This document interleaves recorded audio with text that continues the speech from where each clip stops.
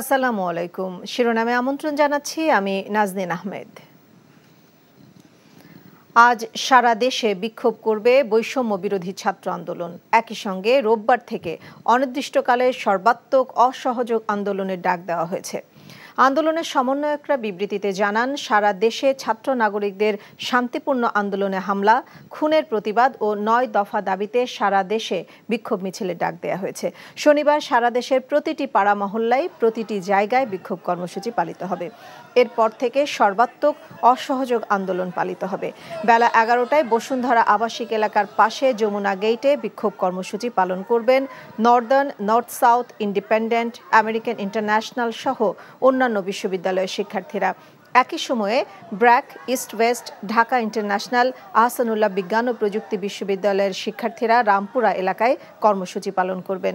Uttara BNS সেন্টারের সামনে Uttara university, city university, Manarat university সহ রাজুক কলেজের শিক্ষার্থীরা অবস্থান করবেন। অন্যদিকে দুর্যোগপূর্ণ আবহাওয়ার কারণে পূর্ব নির্ধারিত শোক মিছিল স্থগিত করেছে আওয়ামী লীগ।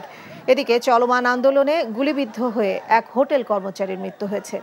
রাজধানীর বাড্ডা নতুন বাজার এলাকায় আন্দোলনকারীদের সাথে পুলিশের সংঘর্ষে গুলিবিদ্ধ ইমন ঢাকা মেডিকেলে চিকিৎসাধীন অবস্থায় শনিবার মধ্যরাতে মারা যান। টানা দুদিনের ভারী বৃষ্টি ও ভারতের উজান থেকে নেমে আসা পাহাড়ি পানি বেড়ে ফেনীর মুহুরী, কহুয়া ও সিলোনিয়া নদীর পানি বিপদসীমার ১০০ সেন্টিমিটার উপর দিয়ে প্রবাহিত হচ্ছে। পানির তোড়ে বন্যা নিয়ন্ত্রণ বাঁধের ১০টি স্থানে ভেঙে অন্তত ৩০টি গ্রাম প্লাবিত হয়েছে। ফেনী পরশুরাম আঞ্চলিক মহাসড়কে যান চলাচল বন্ধ রয়েছে। এতে চরম বিপাকে পড়েছে স্থানীয়রা। গতকাল পরশুরামের শালধর এলাকায় মুহুরী নদীর বাঁধ ভেঙে লোকালয়ে পানি ঢুকতে শুরু করে।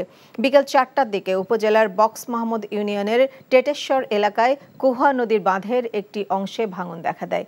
এতে উপজেলার বাউরপাথর, বাউরখুমা, দুবলাচাঁদ, কোলাপাড়া, অনন্তপুর ইউনিয়নের প্রায় ৩০টি গ্রামে প্রায় ৩৫,০০০ মানুষ পানিবন্দী রয়েছে।